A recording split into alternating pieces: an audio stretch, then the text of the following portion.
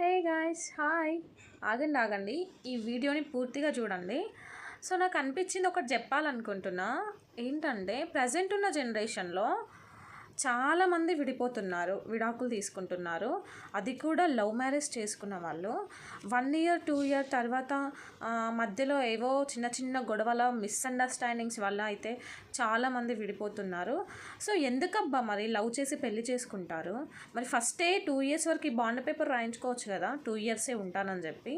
So అలా రాయించుకోరు.